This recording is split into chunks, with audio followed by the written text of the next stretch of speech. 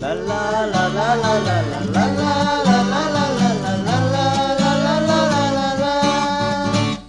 Sinh con sinh mong tay mò lần cứu đáng ơi vì nong tay cho cần môn cơn sư chồng đến giờ cần hậu sư biết rằng có hẹn cứ vì nong hậu phòng bình can cho dù sư ta vì nongวันเมืองไทยเก่าmỗi xuân si cảm khang từ thời đến thời đủ hậu mỗi xuân si ta nô từ thời hậu ở từ sự tăng bên lòng tam ai bên lòngวันเมืองคืนอย่าเพียงช่วยเฮ็ดว่าเป็นเธอเก็บเป็นลงคือไทยเอาตกเพียงเพิ่นเฮ็ดเอาใจไหลคือคนเบิ่งเธอสู่ลุยคือเฮา Thank you for taking the time to check out the Inside Myanmar podcast. If you like what you hear, we would be very grateful if you might consider rating, reviewing, and or sharing this podcast. Every little bit of feedback helps. Also, be sure to subscribe to the Inside Myanmar podcast on Apple Podcasts, Spotify, Stitcher, or wherever else you get your podcasts. And if your feed is not in your podcast player, please let us know and we will ensure it can be offered there.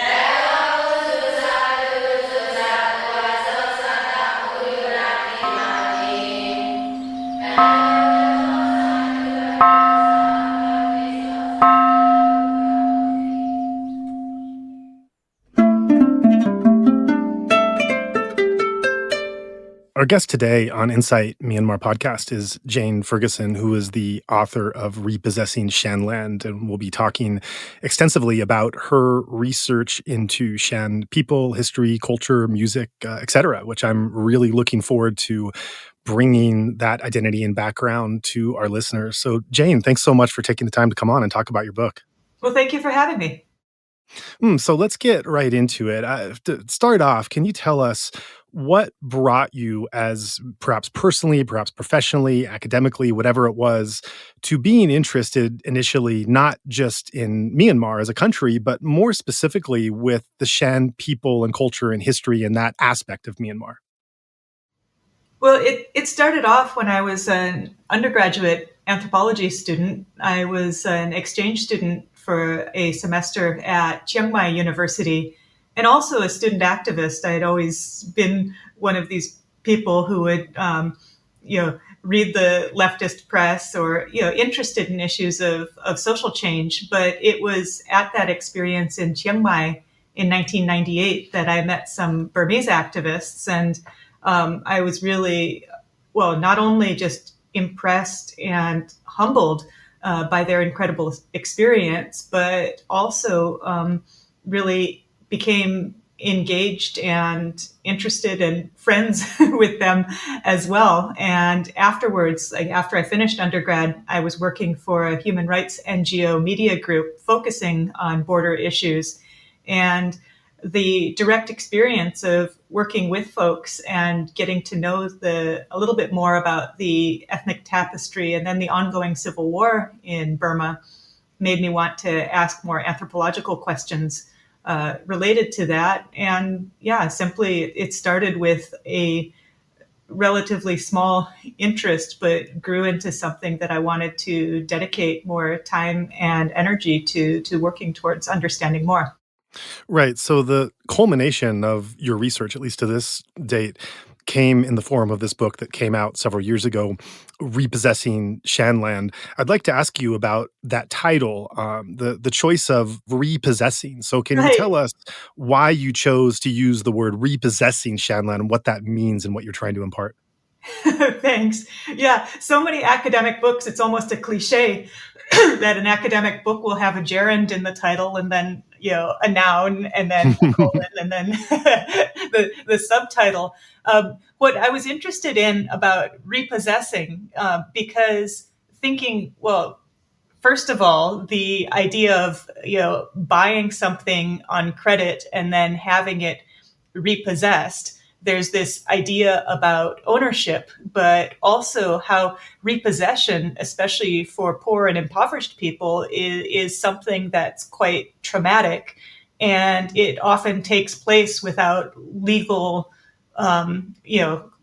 court proceedings. So, you can think of somebody who has bought a car and they can't afford to make payments on it. And then all of a sudden the repo man comes and takes it out from under them. So but then there's also this idea of ownership and use. And so the idea that, Shanland really belongs to us, this territory, this nation state, that there's a movement to try to reclaim that. But then also, depending on the political and legal context, it's changed over the years. So even this idea of repossession as both a concept and as a metaphor engages these different aspects of what does rightful ownership mean? What does the law mean? Who has political power or military power to repossess? It asks all these kinds of questions. So that's why I wanted to use that particular gerund and the concept to think about the changing idea of what does political power, what does political authority, what does nation state, what does territory mean across different historical time periods. Gosh, asking the question about anything related to Myanmar of what does the law mean or what does ownership mean, that's a difficult answer no matter what part of Myanmar you're talking about. Yeah, well, because also it raises this question, and especially for thinking about the interrelationship between nation states in, Southeast Asia principally, but really anywhere. How come there's some nation states that are recognized by the UN, and how come there's some that aren't? And what was the historical process that allowed both Burma and Thailand to emerge the way they did? And then Shanland is in between in a way. So was the Shan political authority simply late to the party and not being able to achieve this independence? So, asking this question about different kinds of nation states all over the world is generative. And then when there's this movement to say that, yes, we deserve to be a nation state on the international scene, what's going on internally, but then also what does it mean whether it's recognized or not? Right, exactly. And that's what we'll get into much more in this interview. Before we get to some of the more granular details, I think we have a variety of people listening, some who are quite familiar with Myanmar history and people and geography, and some who are not, or really just know about what's known as the dry zone and the Bamar. So can you start us off by just explaining a bit about, we're talking about Shan State, the Shan people. Can you give us just a very brief and rough general broad stroke of the geography, the size, the population, the peoples that we're talking about when we're looking at Shanland? Sure. Yeah. So Shan State in Myanmar today is in the northeast of the country. It's the largest state in Myanmar geographically, and it's situated so it's in the northeast of Myanmar, so it shares a very long border with Yunnan province in China, and then also shares a border with both Laos and northern Thailand. So it's actually part of what became known by the DEA as the Golden Triangle.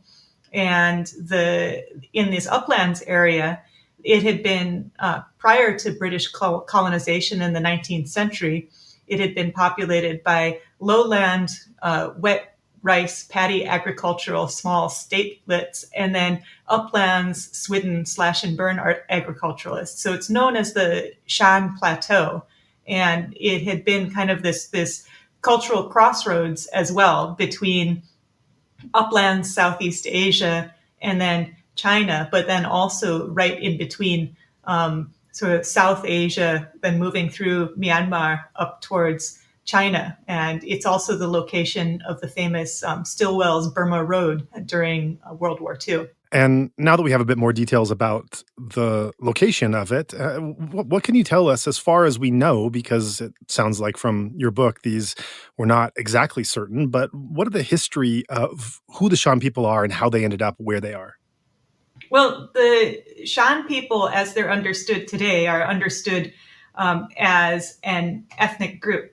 But prior to colonialism, and this is another important part about the book that I explore in detail, thinking about what does it mean to be a citizen, what does it mean to be a member of an ethnic group? Because oftentimes ethnicity or one's nationality can be taken as a taken for granted given. Like you simply are French, you simply are American. But what's biologically, we're all members of the same species. And prior to ethnic categories or prior to the ways in which the nation state categorized people, certainly people were aware of cultural difference, but they didn't mean the same thing that they do to people today. That to be Shan was a kind of cultural ecology in the sense that one belonged to a Theravada, a Buddhist statelet, and also this idea of ethnic category or status was more of a class issue than something that we might consider as kind of biological or racial. So in that sense, to be Shan meant to be Buddhist, engaged in paddy agriculture. And then there were other groups, of course, but they would often be referred to according to, there'd be different language names for different groups. And you'd have groups that would be up in the hills and engaging in slash and burn agriculture. But there's a famous book it's called Political Systems of Highland Burma by Edmund Leach, and it was written in 1954. And he made the observation that there would be some oscillation between these ethnic categories. So to summarize what the Shan Plateau was like, you have these political configurations based on wet rice paddy agriculture, Buddhist practice in the valleys, and then up in the hills you'd have rotating agriculture and different political and different kinship systems, different cultural systems that we'd see. But it wasn't something that was set in stone, as it were. There's a great deal more flexibility to ethnicity than a simple map with coloring the maps, and then there's one color ends and the other begins. It's not like a jigsaw puzzle so much as I describe it as a coral reef of cultural nuance and cultural difference that isn't set in stone.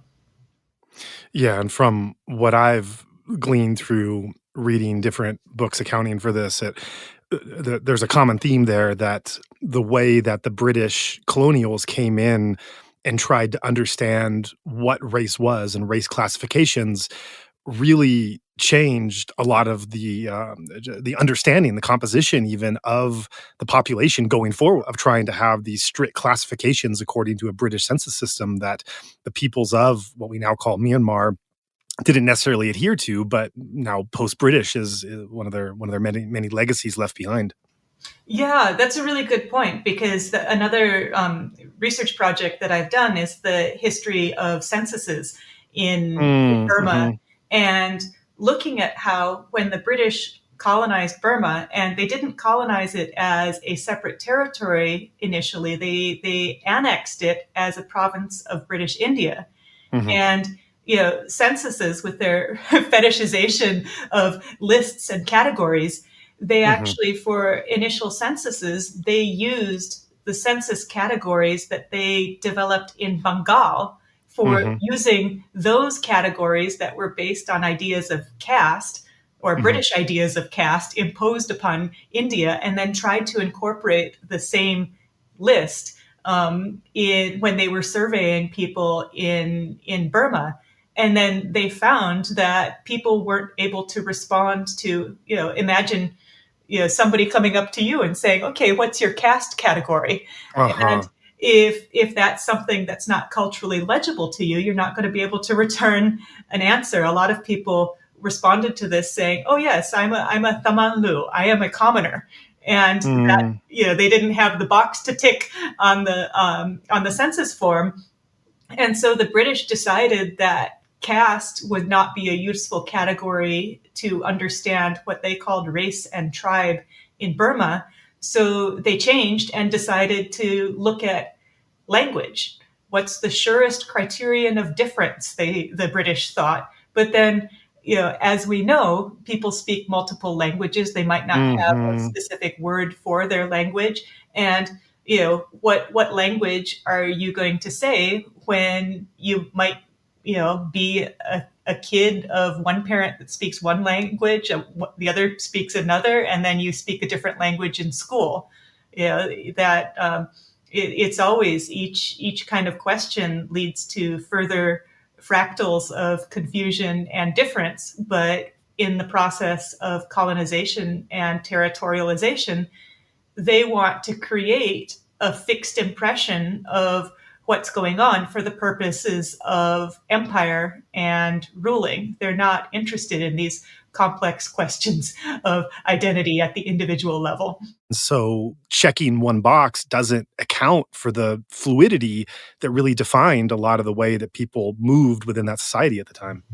Yeah, but even to say that the ethnic categories didn't mean the same thing before is not to romanticize the past either, because there were a lot of wars over the years, and also many cases in which the feudal and rice-based economies, that the poor could be captured as war captives. They would be servants to others, or they would be starving while they're sending their rice crops on up to the local lord. So I certainly don't want to romanticize the ancient kingdoms, even though it is part of mainland Southeast Asian state building to romanticize those pre-colonial kingdoms, to say that, yes, back in the ancient days, we had powerful kings and the people were well fed and happy. And sometimes that fluidity was not necessarily a good sign. I mean, that fluidity might be a result of being enslaved, or of for safety, identifying more like this than that, or it might be a result of something that's not necessarily a very positive thing. It's just a nature of the fluidity that was taking place. True. Yeah.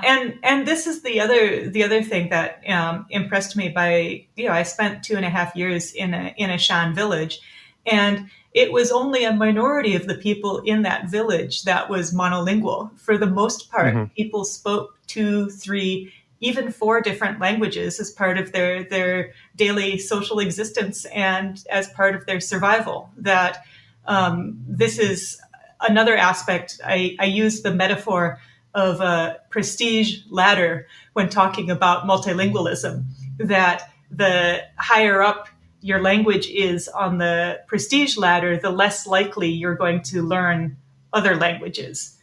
So, so how many Australians, how many Americans only speak English? It's because it's perceived as this international language, and they might not see it as necessary to learn another language because other people will learn English. So in the case of Shanland, for example, if you're ethnic minority and you're, for example, Aka in Shan State, you would learn Shan in the marketplace, and you'd speak Aka at home in your village. But when you're going down to the marketplace, you would need to learn Shan. And then if you went to state schools or watched television, you would have to learn Burmese. Whereas the person who's Bama and in the heartland would have no immediate or political incentive to learn either Shan or Aka. Yeah, indeed. In all of my experiences in Burma, just personally speaking, there was only one Burmese person I have ever met that learned to speak an ethnic language and was in a Kachin village and wasn't fluent in Kachin, but picked up the Kachin language. And that was really an outlier of anything I'd heard. But, also this issue of identity, it also, as you were talking, it makes me think when you look at this fluidity of, how do you define identity? And then you have to go back a step and say, well, why do you even have to define identity? I mean, that's kind of an assumption you also have to examine. But one of the things that comes up to me in hearing you say that is how many different names a Burmese person will have. Sometimes they will have those names simultaneously. Sometimes they will have them in different stages of life. And this came, and sometimes they will have it as a monk name or a revolutionary name or a pen name or something or a nickname. And what I'm thinking of now is when I was spending time in monasteries, and I was, and I never became a monk, but there were certain times I was contemplating it and just thinking about how life would change with that, even temporarily. And one of the things I was thinking about was, and it was maybe silly, maybe not, but it was the loss of name and realizing that the name, like I had so much attachment to this personhood being called by this name, which was given by my parents, and I've been known ever since. And to, even for a short period, to have that name no longer appear and to be given a Pali name was a little jarring in some ways, and a little bit like, and yet I think if I were to explain that I don't want to say hesitation or discomfort, but definitely like a thing I have to consider. There's also some kind of beauty to it that I'm now. It's more down the road of the transformation process of really dedicating to a life in robes, even for a month or something, but really taking on that new identity. So it's exciting as well. But it's something I have to think about. Whereas with my Burmese friends, I never really saw that attachment to name, and an attachment to name is another way of saying an attachment to identity. Well, yeah, but then also there's a matter of who has the power to name, and the political baggage or the cultural baggage that it takes with you. And so there's this notion of whether something's an endonym, whether it's a name that I came up with to name myself on my own, or an exonym and what other people call me. So thinking about the history of that, even, for example, talking about Shan, Shan, S-H-A-N, is the English term for Shan, and the way it's written in Burmese, the written form is incorporated from Siam, and so the Shan are considered to be in the same ethno-linguistic group as the Thai, the Siamese, and so the Burmese spelling of the name reflects that. But it was in old, the Myanmar Min Ochopot Sadang, so the ruling books, the legal books that they used for administration, they would refer to the Shan people as basically kingdoms towards the northeast of Amarapura, Mandalay, etc., the Burmese lowlands. But Shan also included what they called Yodia or Lao. So it was a much bigger group than those who are mapped and identified as citizens in Shan state today. So again, even just this idea that, back in, thousands of years ago, Herodotus named what was part of Turkey as Asia. And then that becomes, all these other places get incorporated later. So even just the history of naming and mapping, that's seen as a kind of top-down project. But then existentially, what does it mean to individuals? What does nation building mean to individuals is another question altogether. Yeah, certainly. This is all really fascinating, and taking a bit of tangent from some of the notes I prepared on your book, but I'm really happy that we have, because this is I can go on with this forever. But getting back to your book and the story you tell that we can give to our listeners is Sir Khenpa, who is one of the first primary historical figures in Shan history who holds a great importance. So can you first correct my pronunciation and then tell us who he was and why he was important? Okay, well, Sir Khenpa he's the legendary first king of a united Shanland.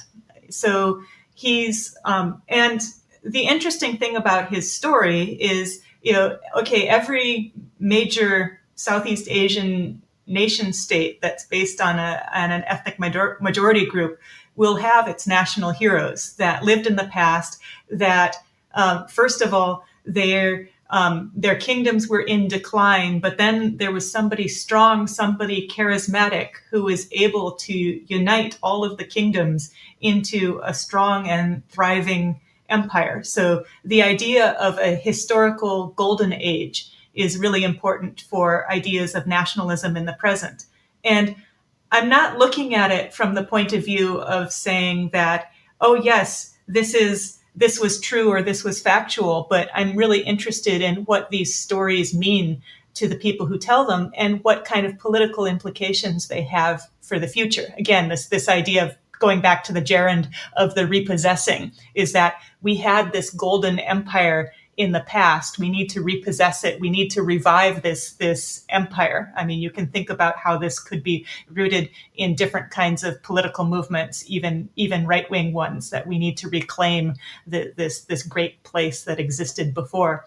But in any case, so Se Khanfa, he was born in a royal household in Mung Mao. This was the center of Shan political power about 1,000 years ago. And due to palace political problems, he was one of triplets. So three triplet boys, and him and his mother, or his brothers and his mother, they were exiled from the palace because there was a kind of a disagreement that they thought that she was trying to usurp power from one of the other more major queens. And they ended up being exiled, but then they were taken in and cared for by a family of tigers. So again, having a mythical dimension of it adds intrigue, but then also adds symbolic power to the story. But Se Khanfa, he also, his brothers growing up were tiger cubs, and they used to play and tussle. And in one tussle, he was attacked in a playful wrestling match by one of his tiger brothers, and was scratched down his torso. And so that gave him his name. Se means tiger, Khan, scratch, and Fa, so heavenly. So that became his nom de guerre, as it were. And once the throne was vacant back in Mung Mao, he was already an adult, and he was able to go and assume the throne, and then also extend the empire of Mung Mao. And in Shan nationalist history, they talk about uniting the Shan statelets. It's never about political subsuming or taking over by force, or whether these other statelets were happy about it. But this idea that there can be a powerful and united Shan empire is something that's entirely a projection on the past. And Se Khanfa is the figure that represents that. So he's the great powerful king in Shan history, but according to these historical discourses, whether he really existed or not, I can't say. We only have the evidence that exists to try to even access that past, but it's a powerful narrative, and it's one that's inspired a lot of these Shan separatist movements today. And we're jumping ahead a bit, but just to ask this question because it relates to the importance and the legacy of this figure, one of the things that I read into why he would be so important, and I want to get your take on this, is that there's a legacy through really all these periods, the Bamar kingdoms, the British colonial period, the different forms of democracy, and the, of course, the military dictatorship, that there has never been a way for the Shan people to truly unite as one unit, which would make their interests more powerful and more possible to achieve their aims. And so what I read into some of the importance that you describe of this figure is that he represents a possible legacy or pathway to a united Shan movement that's never happened. And so that's why he looms so large. What's your take on that? Well, that's part of it. But also even the idea that by speaking a similar language, that different political groups would therefore be united. I mean, a language is not an existential glue. It's not a political glue. And there you could say that, well, I mean, Shan and Thai, or various versions of Shan, are as different as Romance languages are in Europe. So you could say, well, wait a minute, Portuguese and French, they're in the same language family. How come they're not united? It's language or cultural similarity is very different from political affiliation. And even this idea that people are of the same race, therefore they should be united, that's even suggesting, well, okay, well, all human beings, we all share 99% of the DNA with each other. We're all the same species. Why do we have political problems? It's this projection or this idea that, oh, you speak the same language family, therefore you should be united. Well, it's actually often from the perspective of the politically powerful that want to make this argument against those who are less powerful or want to use that as a way for people to get together. They talk about unity, but actually what they mean is Anschluss, or subsuming, and using this racial argument in order to mystify other relations that include economics or gender or geographic location, a myriad other ones. When the British colonized Upper Burma, and then wanted to, and they saw on the Burmese map that there's all of these different Shan statelets, but then they were going to visit them and get them together. And they realized that lots of these so-called Shan princes hadn't even met each other. They didn't necessarily have a political incentive to get together. You're not necessarily going to hang out with people who are in the same cultural group or linguistic group unless you have business to go there. That's really interesting. And I appreciate you for unpacking that question and the complexities behind that more general inquiry. And you also reference in your answer the similarities between the Shan and Thai. And I think this segues into the next question, where you point out in the book, one of your main themes really is how the Shan are located geographically between Myanmar, Burma, and previous times the Burma Kingdom, and Thailand. But apart from this physical proximity, there's also this kind of psychological tension and historically being sandwiched between these two large empires, at least through most eras of history when the Shan kings or Shan states were not so powerful and unified. So what can you say about how the Shan have had to chart out their identity while having to navigate these more formidable powers, both now and historically? Yeah, thanks. I mean, part of it is just a methodology where when people will say, okay, you're looking at an ethnic minority group, so you have to interrogate the minority. Well, okay, you have to find out what makes them the minority, but you can't just study the minority alone. You have to look at it in relationship with the majority. You have to interrogate the majority group. And then for the Shan, it becomes a situation, and for my work, was looking at nation-state building in Shanland, but in relation to nation-state building in Myanmar, as well as nation-state building in Thailand.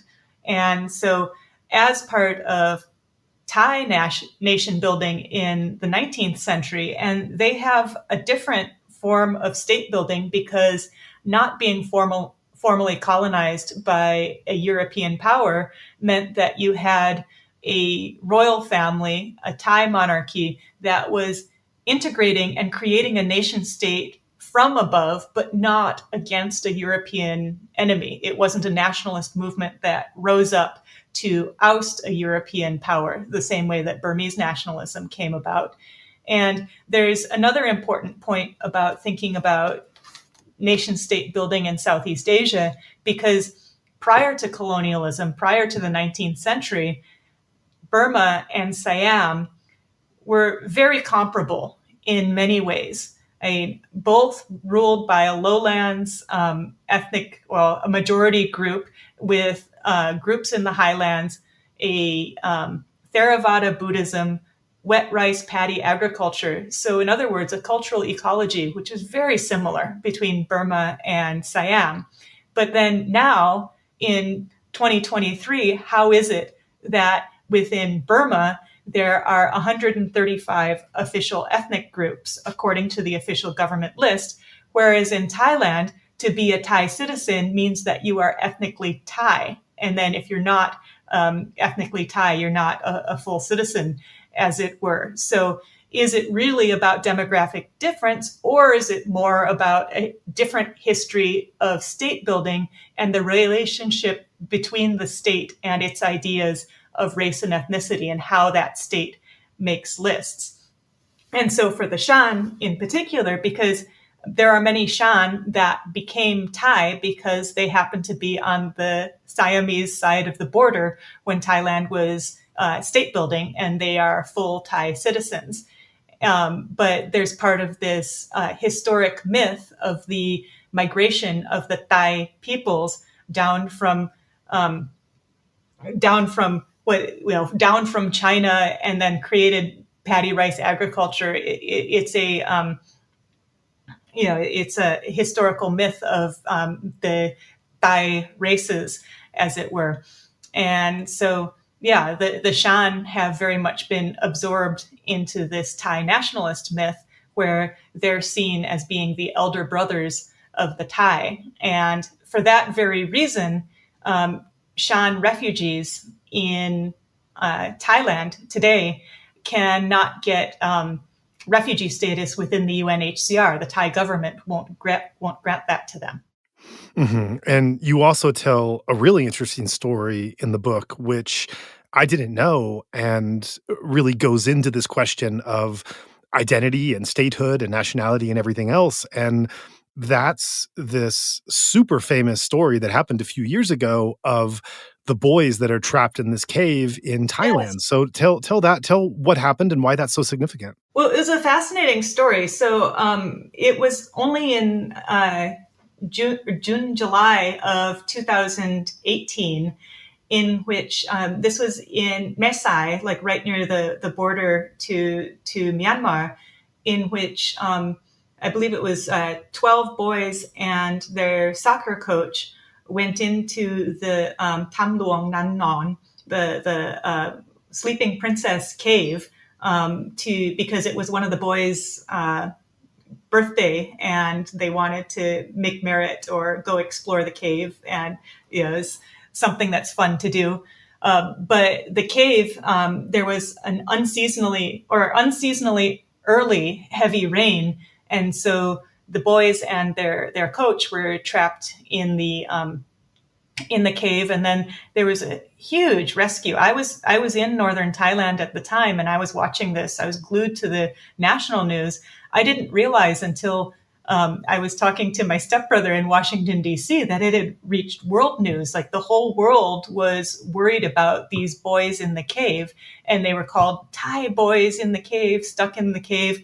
And then I quickly learned from Shan friends in northern Thailand that actually 4 of the people, so 3 of the boys and their coach, were stateless. They were not citizens of Thailand. And after the heroic rescue, I mean, it was absolutely amazing that the whole thing was successful, and they got all of the boys out of the cave after I believe it was nearly 2 weeks stuck in that cave, very deep in there. And then, they became national heroes, and they were invited, the soccer team, they were invited to go to Manchester to practice with Manchester United, because so many of them were Manchester United fans. They were invited to be on the Ellen show in Los Angeles. And so going back to the issue about 4 of them being stateless, if you don't have a nationality, you can't apply for a passport. How are you going to fly to Los Angeles if you can't check in for your flight with your passport? You're not going to get a visa either. And so the government, the military government of Prayut at the time, made an exception and gave these 4 boys, or the 3 boys and their coach, gave them Thai citizenship, because this would be very embarrassing for Thailand to have this, this story go reach international news, that these boys wouldn't be able to be on the Ellen show, or they wouldn't be able to go to Manchester. So rather than explore the contradictions in Thai citizenship policy, which has a very restrictive citizenship, or the problem of 4 of the boys being stateless, the government just chose to slap passports on them. And so I use that story to open up questions of what does everyday statelessness mean, and what are some of the contradictions in Thailand's policy, even though it's ideologically warm towards the Shan as being an ethnic brother. They make it extremely difficult for a stateless Shan to eke out an existence. And in many ways, there is a whole lot of bigotry, everyday bigotry on the part of Thais towards Shan people. Yeah, those are some complex issues, and it's such a fascinating moment in time of that, the cave rescue just captivating certain attention, and suddenly it shines this light through the back door of the stateless nature of and how to resolve it, and they just do by giving them quick citizenship kind of under the table to not really make more out of it than it seems, but that doesn't really do anything for the Shan people and community that are in similar situations and haven't found their way to international celebrity. Yeah, well, I mean, it's also one of these things where if somebody does something that's good and really remarkable, that the state will almost make an exception to its rules. I compare it in another lecture that I've given on the topic of the cave rescue, because I explore the Ron Howard movie called 13 Lives, which dramatizes the cave rescue. But thinking of another case which went viral, in which it was a toddler who was dangling from a balcony on the 5th floor of a Paris apartment building, in which an African migrant, he was able to climb up, scale up the side of the building like a real life Spider-Man, a man from Mali, I believe, and rescued the child. And because somebody had their smartphone and made a video of this, it absolutely went viral around the world.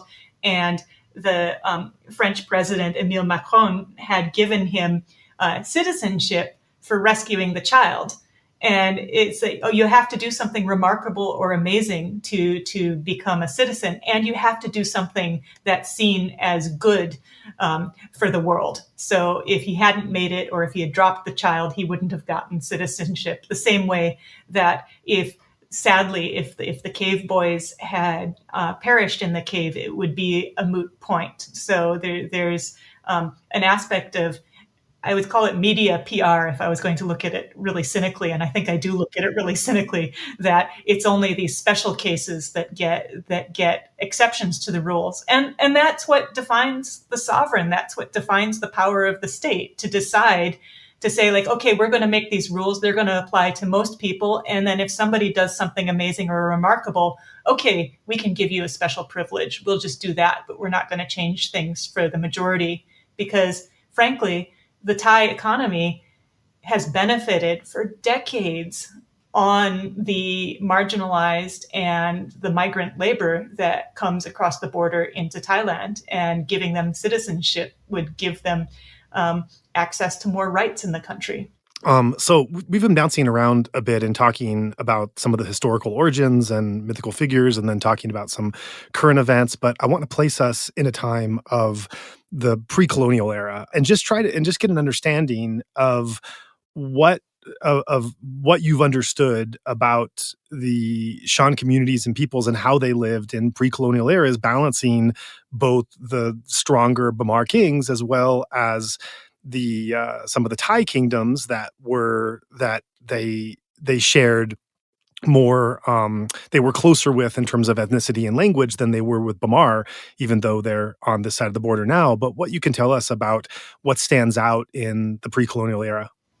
Okay, yeah. I mean, it's an interesting question, because because the problem with studying the past is that basically it's gone, first of all, and so there's always just these impressions that we have about it, and that we only can access the past based on the evidence that we have at the present. So history is always this ever-changing discourse of thinking about what's relevant to today. Sure. And Yeah. so first of all, thinking about the uplands in Southeast Asia, textual evidence might be Buddhist scriptures, but then also will be what the Thai Chronicles, the Pong Sawadan, or the Yazawin, the history of kings in Burmese. And so when you're using something like Royal Chronicles, you have to read between the lines and bear in mind that the Royal Chronicles are seeking to take events and use them for the purposes of glorifying the present political regime. And so, again, this is like, looking at nationalist history, that the nation writes its history for its own purposes, and then trying to imagine beyond that, saying that, even this idea of repossessing Shanland or the kingdom of Sukhanfa is suggesting that there was this existential unity of Thai people, across this entire massive region of the uplands, in the same way that saying that the ancient Pagan kingdom was all of the Bama people united and subsuming all of these other minorities. Or you could say the same thing about Sukhothai. It's taking an image in the present and projecting it onto the past. And I can say with a good deal of certainty that all of the various statelets, people who existed or were living in places like Laika, might have not even thought of themselves as, oh, I am a Shan person of Mung Mao. It reminds me of a little sketch in Monty Python and the Quest for the Holy Grail, in which King Arthur comes across a few people who are like moving mud from one place to the other and says, who lives in that castle? And you are Britons. No, we're not Britons. We're some, who gives you the right to be our king? It was almost as if they hadn't got the memo that they were British or that they were subject to the king. So again, unless you have these kind of communication mechanisms, or unless you have state building practices that include, allegiance at a very local level, why would people necessarily think of themselves as part of an empire? I mean, in the same way, in the basic way, like for Anthropology 101, one of the things that we teach is culture is learned. Like you don't know you're a citizen of a place unless there's some mechanism for you to learn about it. So just to summarize a little bit more and back to the original question, what was culture like in uplands Shanland? And, I mentioned that historically these Shan statelets were engaged in wet rice agriculture and Theravada Buddhism. So just for looking at the map of Shan state today, you can see that the eastern third of Shan state is cut off by the Salween River.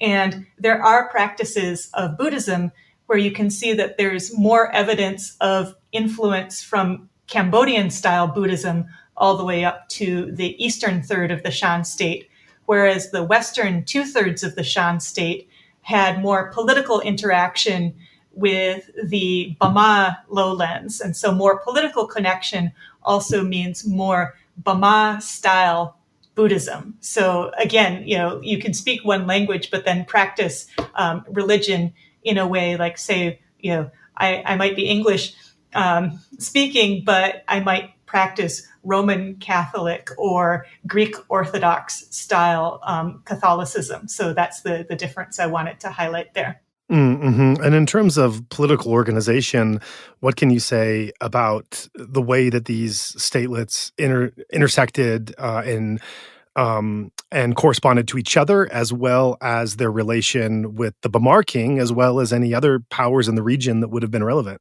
Yeah, thanks for that. I mean, thinking of small statelets, tiny kingdoms, and this is a really important thing to bear in mind about Southeast Asian history, especially when we're talking about a period before the 19th century, is that unlike South Asia and unlike East Asia, historically, mainland Southeast Asia had a tremendous abundance of land and very few people. So with a very low population density, in order to build a state, there's this fundamental problem of needing people to work in the fields, needing people to build your pagodas and palaces. So in some ways, that gave what we would call the peasantry a lot of political power, in the sense that if they didn't like where they were living or where they were working, they could vote with their feet and find fields elsewhere. So, but then there's also this question of needing protection, or needing to have some sort of stability in order to survive. So it's no coincidence that the spread of Buddhism in mainland Southeast Asia also coincided with state building, and specifically wet rice agriculture. So there's a key ecological difference here, in that wet rice agriculture, the beautiful green rice paddies that we see in picture postcards from Southeast Asia, those are the most productive forms of agriculture in terms of protein output per hectare, but they're the most laborious. So, there's that trade-off there. So you have to have this organization of labor.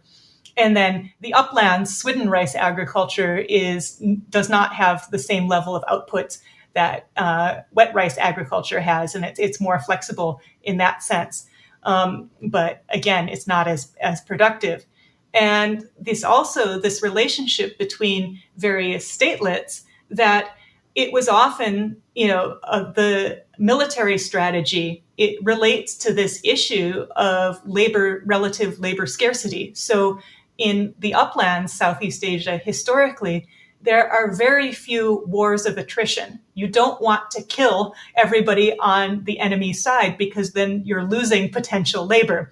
So oftentimes it was a military strategy for one town to send an army to another town to, frighten the throne, and so that they could capture some labor and take them back.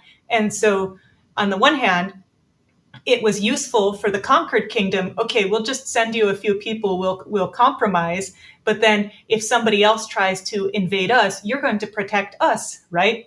And I mentioned that town, Lai Ka, in the upper, it's in northern Shan state today, but Lai Ka actually means multiple slaves, many slaves, in the sense that they were sending tribute, they were sending labor to multiple more powerful kingdoms. So even when we're talking about sovereignty, this notion of Westphalian exclusive sovereignty did not exist in Southeast Asia prior to colonialism. Mm-hmm. And in looking at the real powers at the time, like the Bamar kings and the big kingdoms over the years, what was the relationship between these different Shan principalities? And when there were strong Bamar kingdoms, wherever they were located through the years, from Bagan to the various places outside Mandalay and everywhere else, how did those centers of power relate to these many Shan principalities? Yeah, well, like I said, the Salween River goes north to south and kind of cuts off the eastern third of what's now Shan State.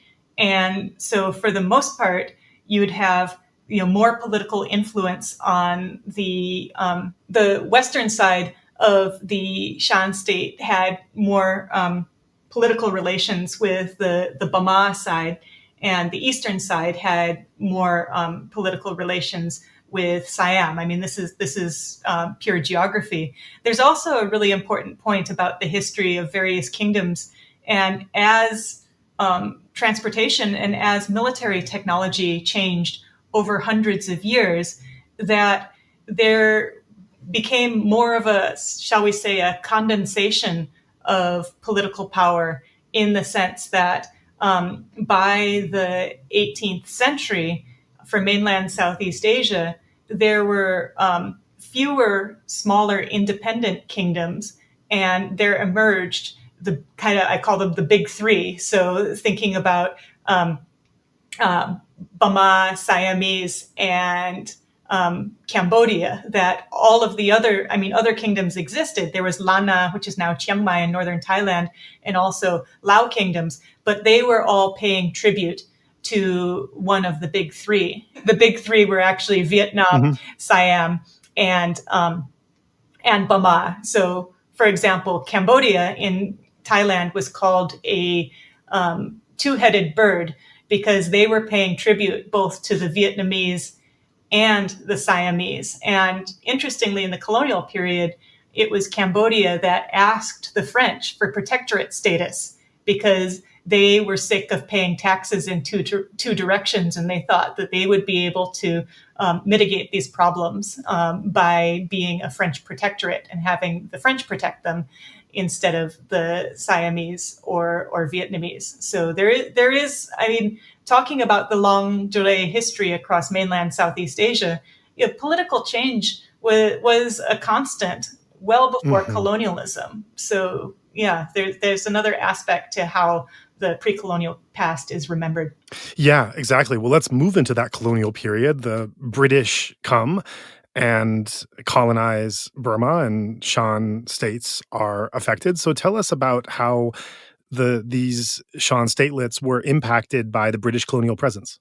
Well, first of all, I mentioned earlier that Burma was annexed as a province of British India, but not all of what we see on the map as Myanmar today was annexed as part of that province.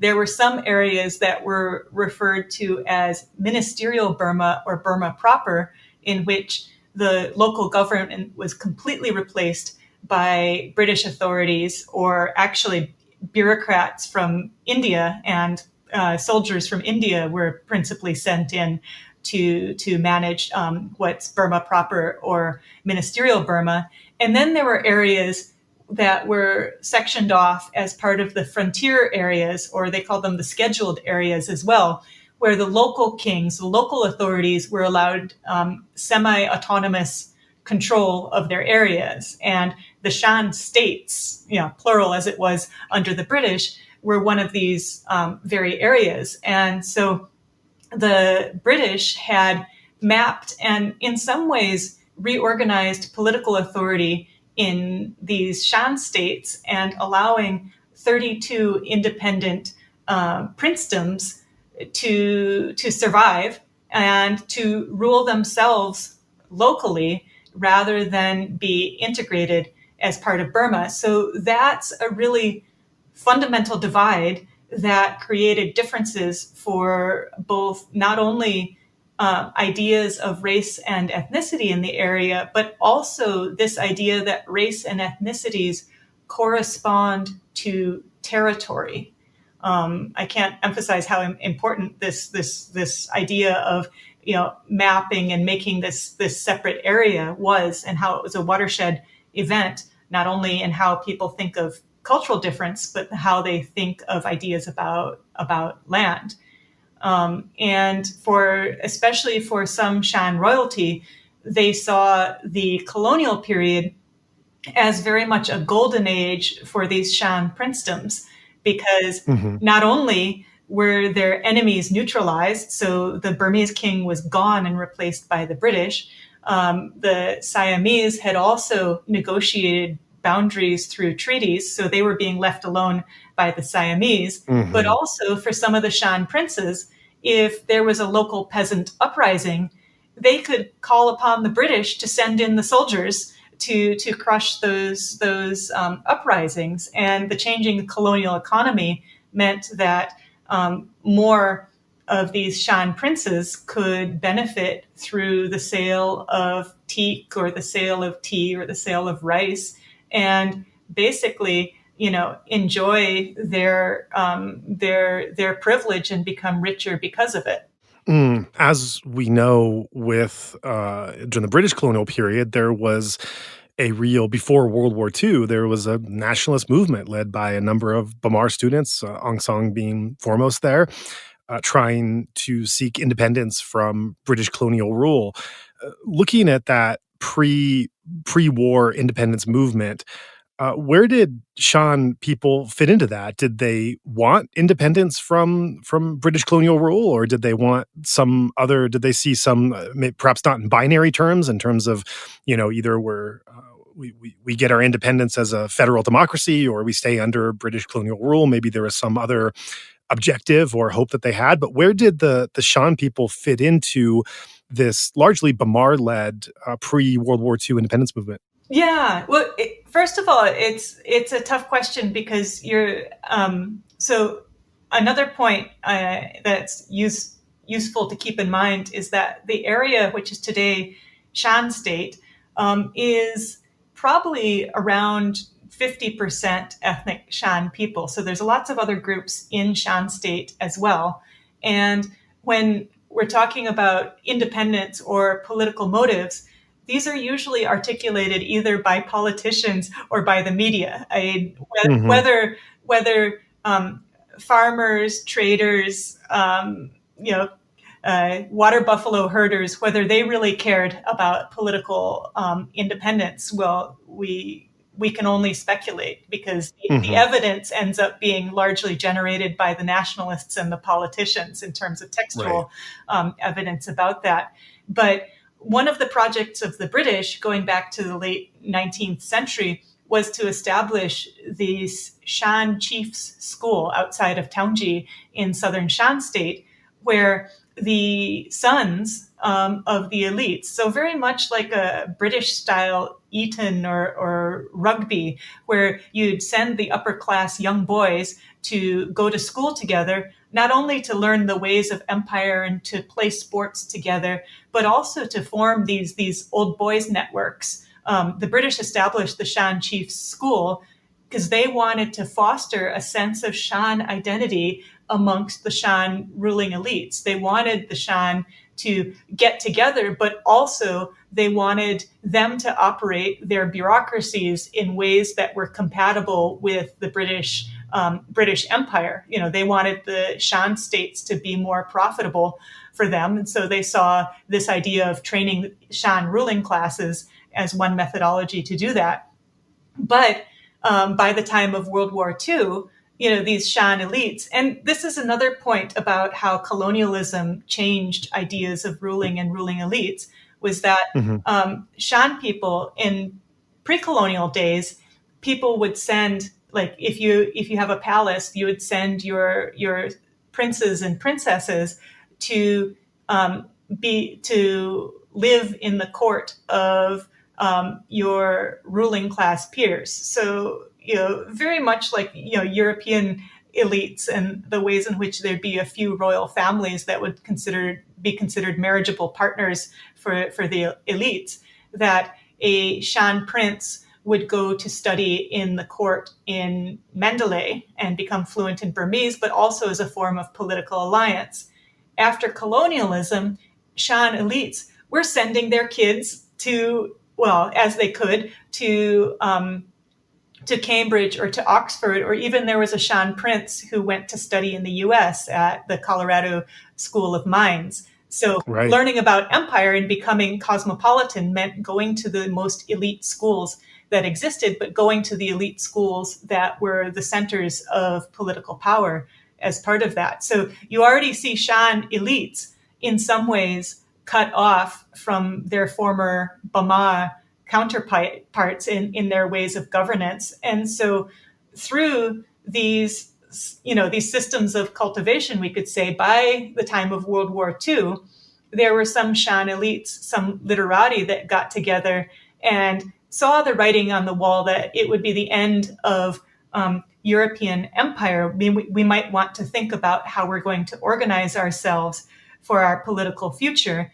And for these Shan elites, it meant an independent Shanland. And so one of the major things that they had done around 1940, a group of scholars got together and standardized the Shan written script and wrote a school curriculum for grades 1 through 5 and anticipated that it would be the Shan written language, which would be the language of bureaucracy for a future independent Shan nation. And again, this was a standardized version of the Southern Shan script. There's lots of different scripts. I won't go into that very much.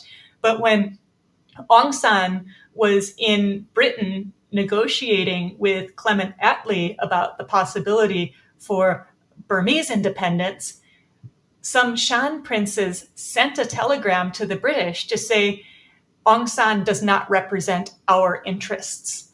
These Shan elites were looking for full independence as an independent nation state post-World War II.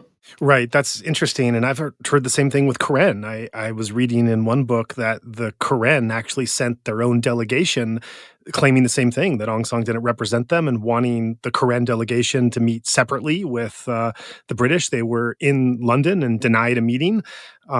This is all this kind of lost history that when you're just looking at it through the lens of the Bamar-led independence movement, wanting to be liberated from colonial rule, that sometimes can be glossed over, these other ethnic minorities and ethnic states that have different ambitions and aspirations. But now getting to that post-World War II period, and you reference that there was these Shan delegations that sounds like they weren't able to have their voice heard or their claims made. And yet, I mean, what's interesting with this, it sounds kind of contradictory because the British did require of Aung San to be able to show that he had support of the ethnicities in the country in order to go ahead with granting the independence, and the Shans, and especially the role of Sao Shui Taik, the role that they played in supporting the new Union of Burma. And so what were these like different motivations that were taking place of different rulers and leaders, or was there a change of heart? Because on one hand, you do have Shan support eventually, ultimately, from at least some leaders to support the new Union of Burma, but then you also have a Shan delegation that's not being heard. So what were these different forces at play? Well, first of all, I'd like to back up a bit. The British did not require Aung San to get consent from ethnicities so much as the British wanted evidence of consent from the frontier areas only, the political powers in the frontier areas. They wanted to see that the former rulers in the frontier areas would be willing to join a new Union of Burma. And so as part of the drafting of the 1947 Constitution, one of the specific clauses is that the former frontier areas, what later became the ethnic states, would be allowed to have independence following 10 years initial membership in the Union of Burma, provided it was the will of the majority of people following a plebiscite in that particular ethnic state. And for the Shan at the time, the Panglong Agreement was basically a bureaucratic exercise that the British imposed on Aung San to say that, okay, well, you're going to have to demonstrate cooperation from the frontier areas. At the time, there had recently been a funeral of an important figure in the south of Panglong. And so there was a gathering of important political figures in the area. So it's like, okay, take advantage of a bunch of people being together to see if they'll sign my form, basically. Wow. I'd never heard that. That's amazing. So anyway, this operation, and it was, agreeing to join on in this spirit of equality and unity. This is kind of the ideological baggage that's been put on this event in history, and as the result of one of the longest running ethnic conflicts in modern history, that they'll say, you forgot the spirit of the Panglong Agreement. Well, everybody that was there is now dead. We don't know what the spirit of the Panglong Agreement really is. It's a projection onto the past. But also this point being that, and I've read about this in Shan language sources, that first of all, not all of the Shan Princes were on board with Panglong. There's the possibility, some of them saw the possibility that they could go with Thailand after World War II, but they had been treated so badly by the invading Thai forces in both Mung Ban and Chengtung that they saw that as not productive, or they didn't want to be subsumed. They didn't want to have their entire autonomy and power taken away by the domineering Siamese. And on the other hand, there was this point that they saw, okay, well, if it's in the Constitution and it's part of the Panglong Agreement that recognizes our political authority and power in this area, it was good enough for the Shan princes. But also another important point is that Aung San's political party, the armed wing, the AFPFL, the Anti-Fascist People's Freedom League, they were going around and bullying groups and villages in Shan State, or basically to force people to go along with their agenda. So the Panglong Agreement is seen as a moment of peace and compromise and negotiation and equality. However, that masks a whole lot of violence that was going around elsewhere. Yeah, and formally, it also excludes the Karen. The Karen never signed on to it, and they were the first. And the Karen state was not part of a frontier area, so that's why there's this really key bureaucratic distinction that the Panglong Agreement is seen as this document of ethnic harmony and why were these ethnic groups excluded. No, it was a bureaucratic exercise for the relationship between Burma proper and the frontier areas. That's really helpful. I've never heard it explained that way. So that's I think I do have kind of a superimposing the present onto my understanding of that conference of looking at it as kind of Bamar / ethnic minorities. And that's really helpful in looking at it in terms of the bureaucratic, how the British governed the country. And so designating in that way is because it always stuck out to me in how I understood it. And I think probably even books I'd read it in, that it was very significant that the Karen were excluded, and that this gave way to the Karen insurrection, which was the first uprising after independence. So that's a very helpful distinction in understanding it. Yeah, well, also it's because the Panglong Agreement has so much political baggage that there's many different interpretations going around. And, this is my interpretation from having read these documents and thinking about, the relationship between, ideas about ethnicity, but then also bureaucratic fiat, and what was the bureaucratic reason for creating this document in the first place. So that led to my interpretation, but obviously there's other ones out there. And so this is just, it's my contribution to the conversation about what Panglong is and what it represents and the motivations of different groups at the time. Sure. And then we have, as mentioned before, Sao Shui Tai, who's the first president of the Union of Burma. Is there any significance that a Shan person is the first president, and what in the role that he played before the 1962 coup? Is there anything notable to say about having a non-Bamar in that leadership position? Well, part of it is because the Union of Burma, basically there's this other point, and we can raise this and think about it.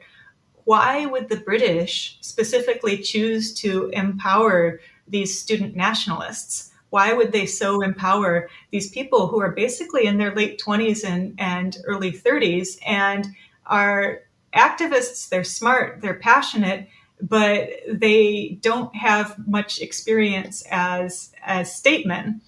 So there's part of this question of, okay, maybe the British chose Aung San and his 30 comrades because the British saw them as having less political authority, so that the British could carry on their commerce and make a lot of profit through their business connections.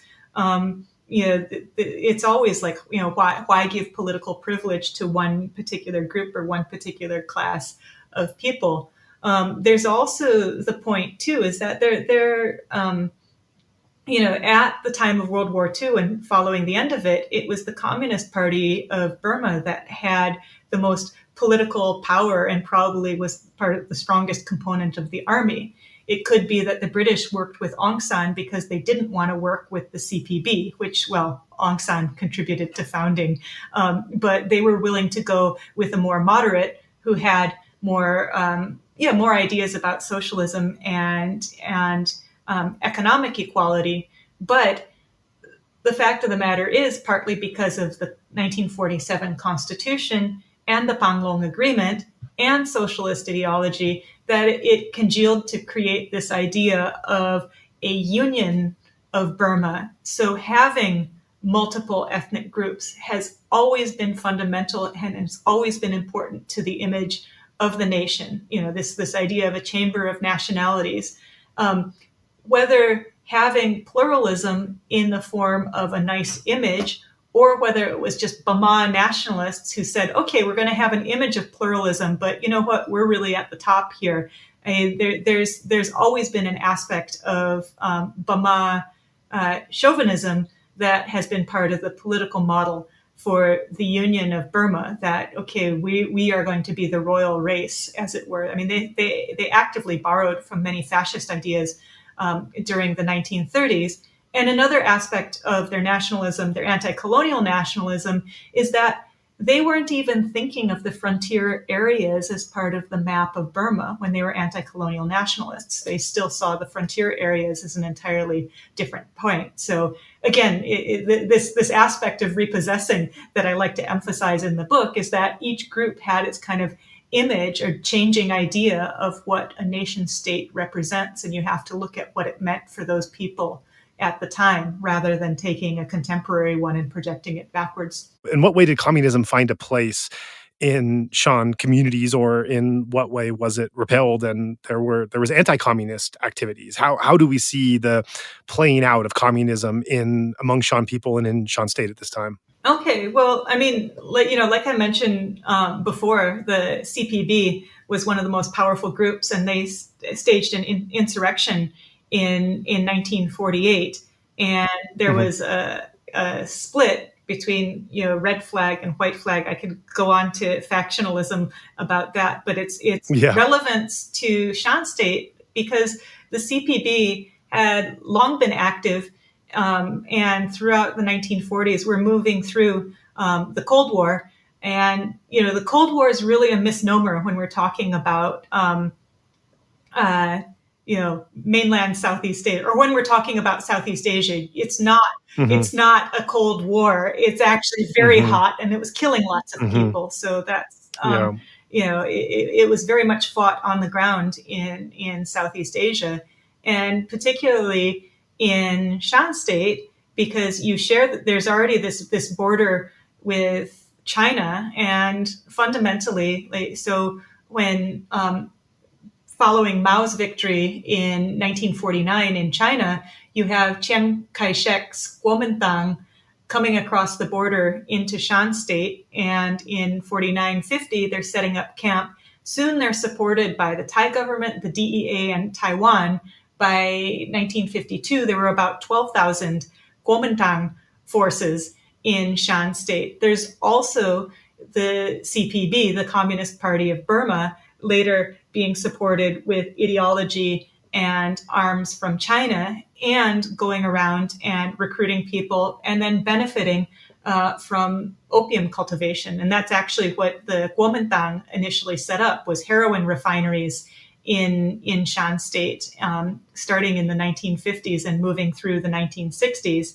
So you have all of these cellular armed groups as part of that. And also for people in the Shan State, for example, there's an important figure that I discuss a lot in the book. His name is Gonsung. He had been fighting on the American side during World War II, but then he was recruited as part of their guerrilla warfare program. But then later he had wanted to form a Shan State Communist Party, or a Shan Communist Party, and solicited to Beijing to get recognition for his Shan Communist Party. And Beijing said, no, you're going to have to go with the CPB, the Communist Party of Burma. We're not going to give you separate ethnic recognition. So he decided not to, and joined and became a key player in the Shan insurgency.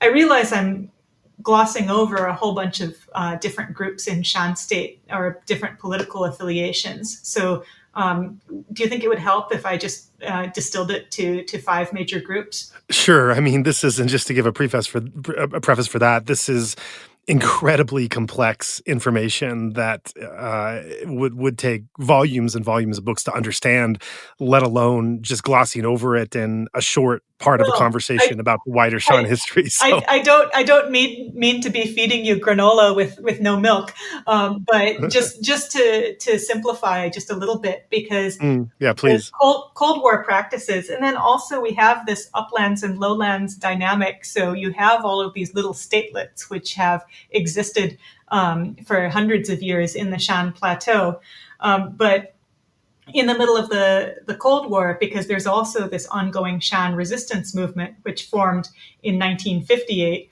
But by the 1970s, there were about 40 different armed groups occupying territory or specifically controlling trade routes in Shan State.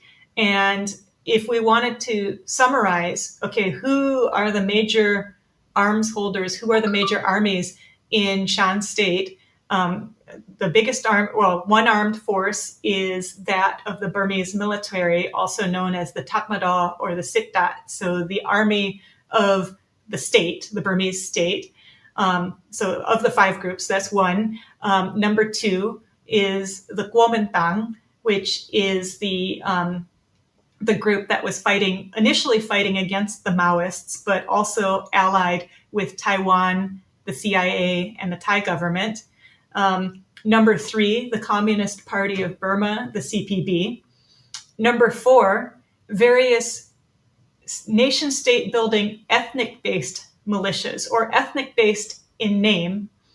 And then finally, there were these other groups that were basically mercenary soldiers who they were called the Kakweye, the protection group. So they're basically thugs that got armed, that were given concession or allowed to exist by the Burmese government, so long as they ostensibly fought the other groups. So all of these 5 groups were either controlling trade routes, were armed groups, armed bandit insurgent groups, whether in name or not. So that's basically the 5 types of armed groups, but they could shift allegiances. People could be double agents. People could be broadening their portfolios.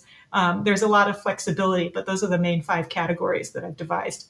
So as we start to get into 62, it's no longer the parliamentary democracy period. It's now a military dictatorship under the iron fist of Ne Win.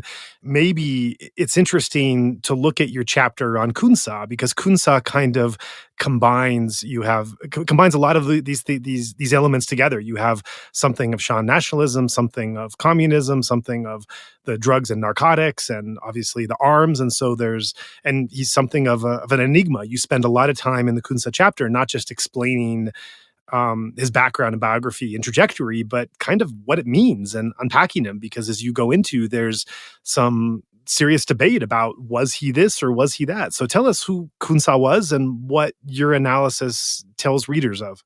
Yeah, well, I mean, he's been the subject. There's a terrific series of documentaries by Adrian Cowell about the Shan movement and the heroin king, and it does raise this question, because he's probably, I would say, the most famous or infamous, depending on your perspective, figure in Shan history, who's internationally well known, and he's seen as this heroin king and warlord. Who is he? A Shan nationalist, or is he a thug seeking to enrich himself?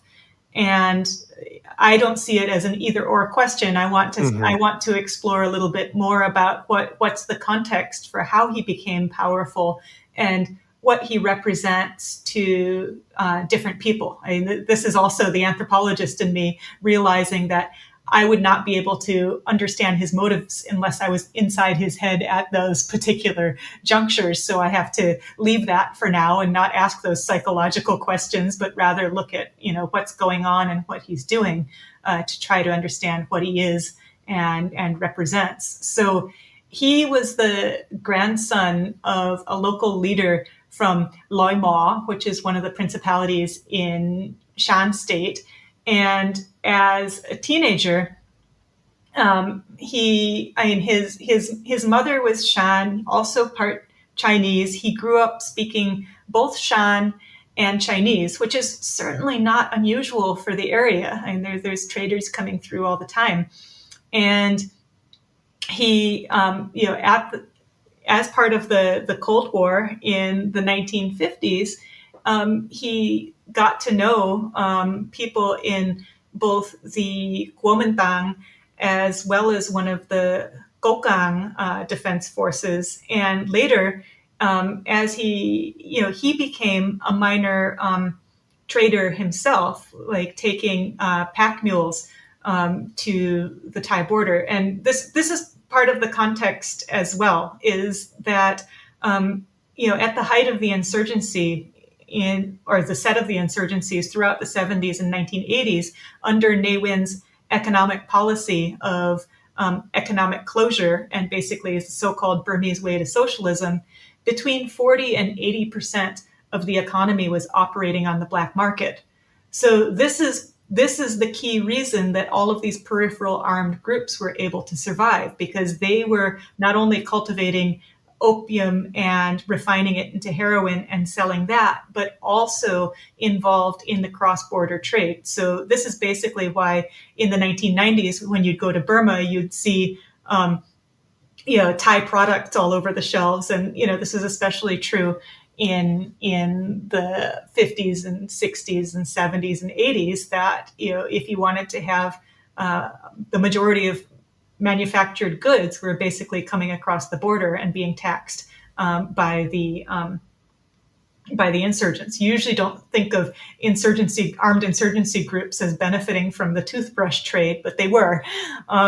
That's incredible. Yeah, it really is. So anyway, back to Kun Sa. He was engaged in this trade. That's how he got started.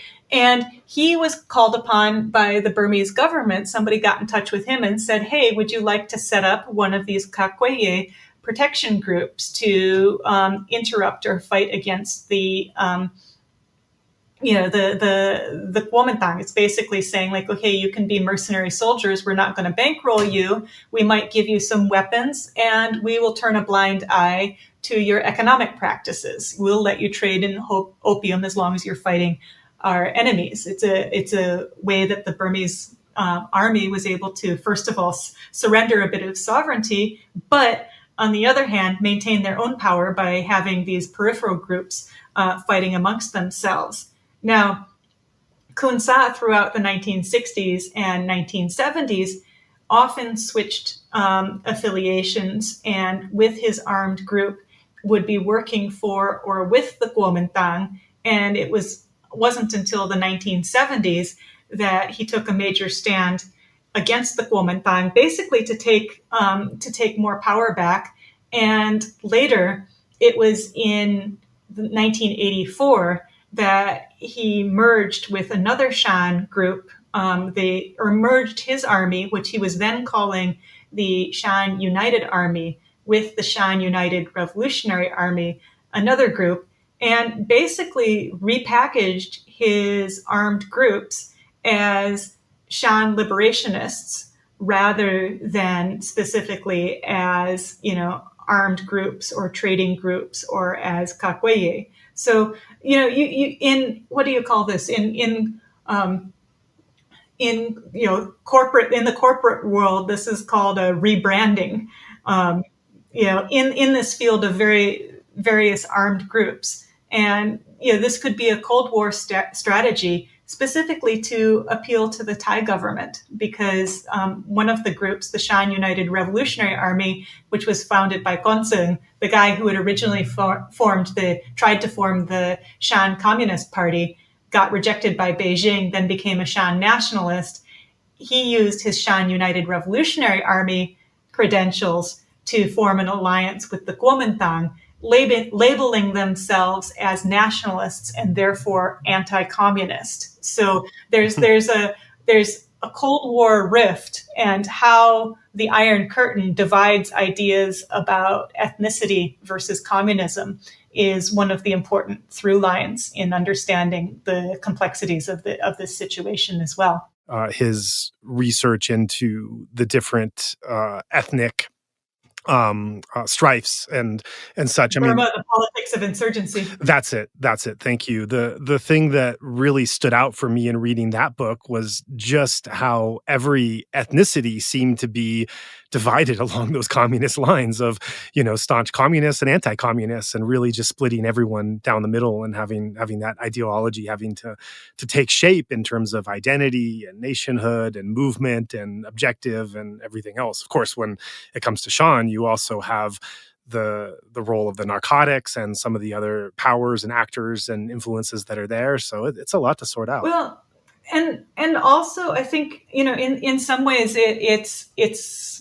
it's misleading to start with the ideology of communism first, because for a lot of the groups on the ground, or how they would relate to other groups, it was a matter of who was going to be sending development assistance, and how they were going to survive in this very fraught area. So in some ways, seeing that Kun Sa was willing to work with the Kuomintang to a point, or was willing to work with the Communist Party to a point, we wouldn't see this as a two-faced strategy, or somebody who didn't have an ideology. It wasn't really. I think it's more to the point that in the uplands, in this really competitive area, that if you're going to be somewhat powerful, you're going to have to diversify your portfolio.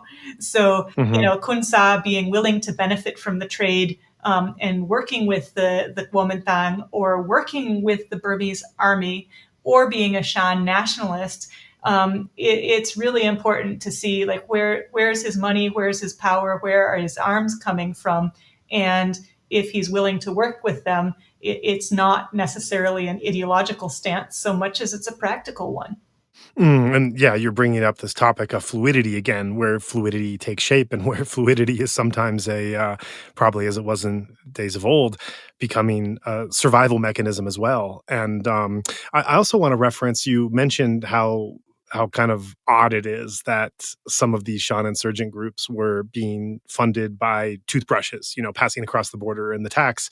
The other way that they're funded, that you reference in your book, and which also brings back in the Thai nation and the experience of being a Shan person in Thailand, is you reference how a lot of the Shan migrants that are in Thailand, often illegally, that the money they're making, that's another major source of that money that is then sent back to also fund the insurgent groups. Is that correct? Yeah, absolutely. And this is very much true today as well.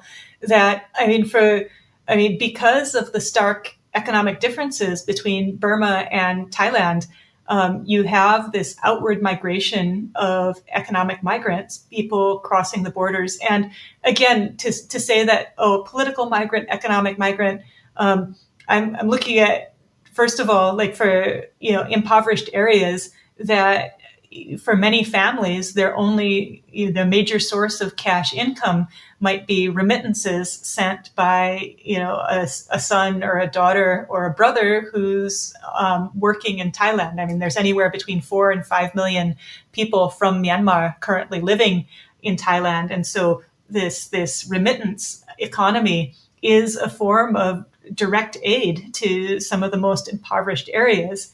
And if those impoverished areas happen to fall within the taxation zone of, historically, or even today, if they fall into a taxation zone of the Shan State Army, for example, then those remittances that are coming from, the construction worker son in Chiang Mai, and he's sending his remittances back home to Mung Pan and that the Shan State Army will be coming along and taking some of the resources. So it's an indirect funding for the insurgency. Yes. I want to move closer to current day with the coup, but before we do, I just want to take a pause.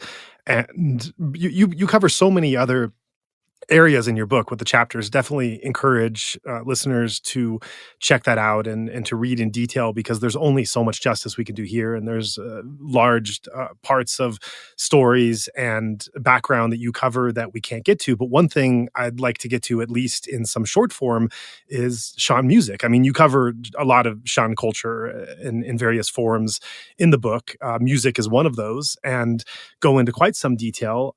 We obviously don't have the time and space to go into the breadth that you go in the book, but we can do something you can't do in the book, and that's actually listen to something. So one of the important songs that you cover is, the name of the song is The Day the Shan Will Be Independent. So let's take a listen to that song, and then we'll come back and you can tell us about the significance of this.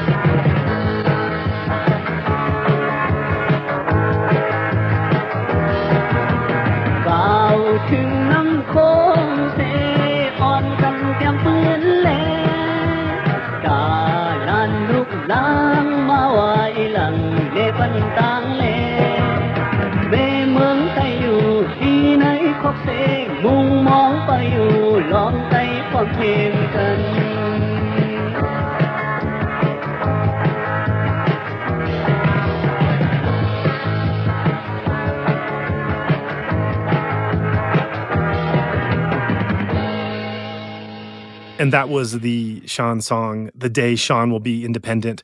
So can you tell us a bit about the background of this song and why it's so significant, and why you've chosen this as one of the songs that you want to acquaint our listeners with? Well, it became very important to me. Let me just say translate just the chorus, because you've heard it multiple times now, that the One Tai Hao Pom Gan, One Tai Hao Gon Ko, it means on Shan Day we will be united, on Shan Day we will be independent, on Shan Day we will love one another, on Shan Day we will be independent. So there's this really strong anticipation of Shan political independence, and the singer and songwriter of this song, Sai Mu, he was a teacher within the Shan United Revolutionary Army at their base in Bang Mai Sung, the capital. Sort of that was also the base near the town where they had their alliance with the Kuomintang. But in terms of the story of the song itself and why it became something I really showcase in the book, it's because when I first moved to the village that I call Wangan Hai in the book to do my fieldwork, so I lived there for 2.5 years. But I think it was on the second or third day. It was in the evening, and I'm just staying at the home of the family the Shan family that I lived with there, and I heard like rock band practice, and then I heard this one particular song that was going over and over again, and they seemed so enthusiastic and energetic about that one song. And I used to play in a punk band when I was a teenager. I played bass, and this is one of the challenges of doing anthropology. It's not like I just automatically was able to form all of these friendships with people and get all of this interview material. You can learn so much in an interview, but there's this other point of doing ethnography, of doing anthropological research, of really getting to know the people that you're going to write about, but getting to know them in depth, and also finding a context where they're willing to spend time with you for 2.5 years, right? So I heard this band practice, and then the following day I walked to the home of the homeowner, an older woman, and I asked her about that and said, oh, I used to play bass in a band. And then she's like, oh, when you hear the music, come on over. And it turns out it wasn't a formal band, but it's so much as it was a neighborhood pickup band, something for fun that people could do in the evening. And people would just go to that space, sometimes get on guitar, sometimes get on bass, sometimes get on drums, sometimes sing along, or sometimes just sit and hang out. And so learning about the musical tastes, and I found, and this is especially true in Burma, as with other places in Southeast Asia, that during the 70s, especially, that guitar culture, local guitar culture, getting song sheets, playing guitar, singing popular songs in groups is a very popular way to socialize.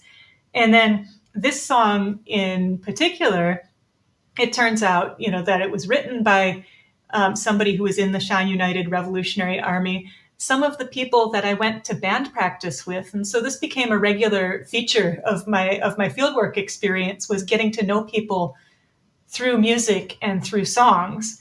And this one, it's expressing this desire for independence. It's a powerful Shan nationalist song. It only has 3 chords. It's very easy to learn, so it's accessible in that sense. It has a catchy chorus, and it keeps alive this proud vision of Shanness, and it's in the Shan language. And it's powerful in the other sense, in that in 2007, there was a case in which a young man had been singing it in Taungji in Shan State, and the Myanmar military arrested him because it's banned content. And the fact that this particular village was just on the Thai side of the border meant that they had the freedom to sing that song. Wow, that's really interesting and really nice to have this cultural piece here that brings out a bit more dimension to the people in the region that we're talking about. Now, moving closer to current times, can you tell us how Shan State has been impacted first by the transition period, the democratic transition period, what effect that had on the region, and then going to the coup and the post-coup, what's been happening in Shan and how it's been impacted, which I know are really many ways, some of which are just beginning to be reported by the media.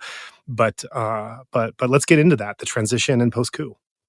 Okay, well, I mean, I think quite a number of people had, especially in the West, there was a lot of optimism about the so-called transition, that this idea that there was a Burmese spring and that things were going to be opening up.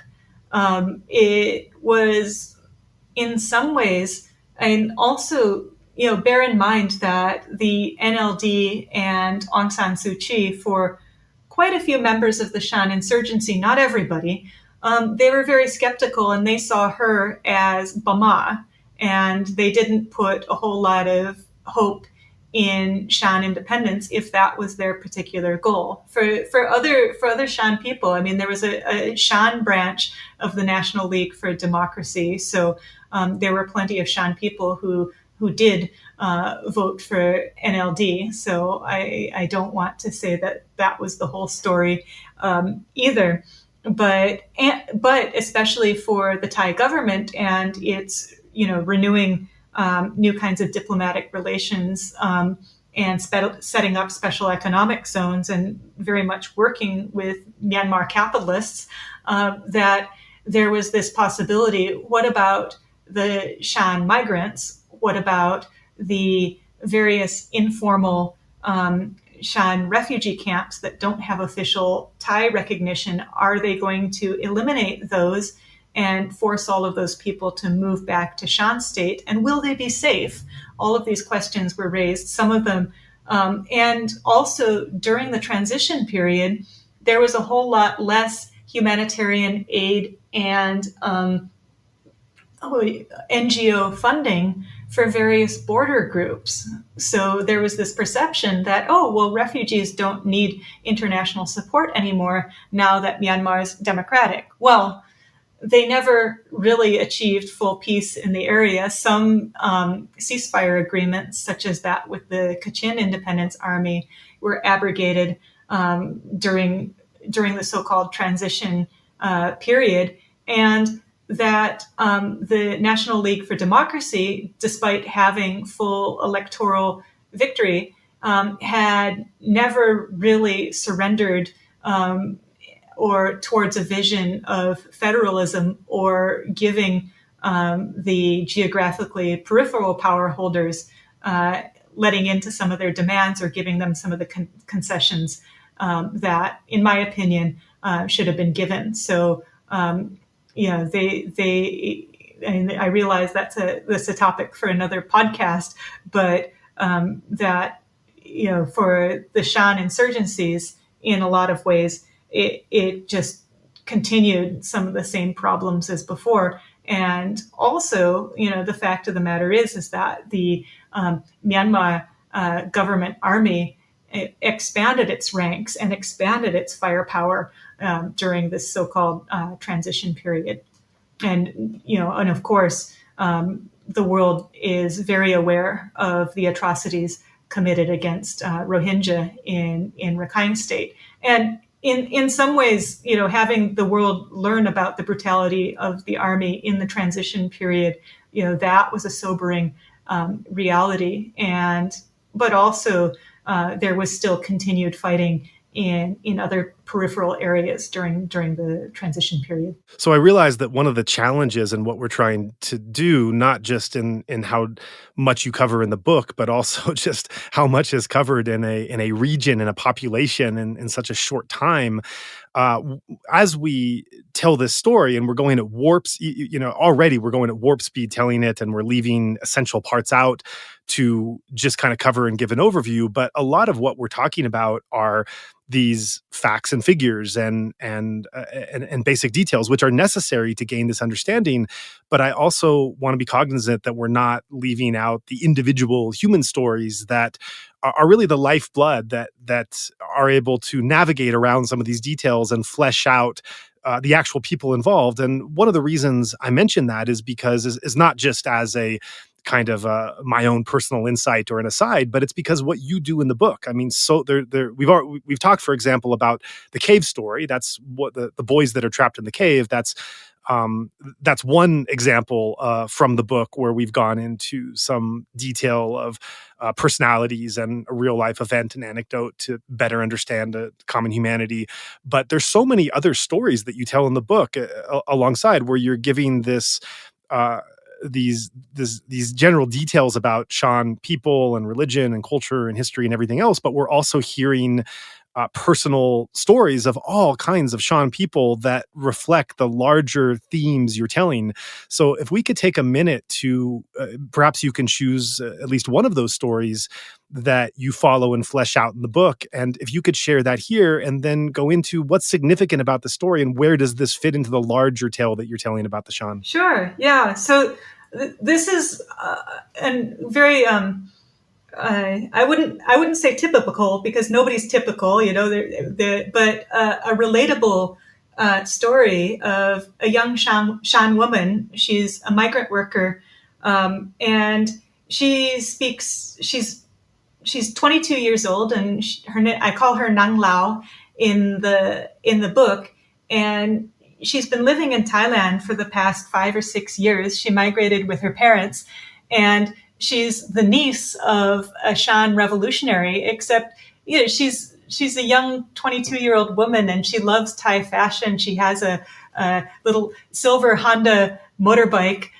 She has a work permit to work in Chiang Mai, and her Thai is completely fluent. She knows all the latest Thai pop songs, and she got a job as a waitress at this kind of pub or sports bar at Chiang Mai Airport called Champions One.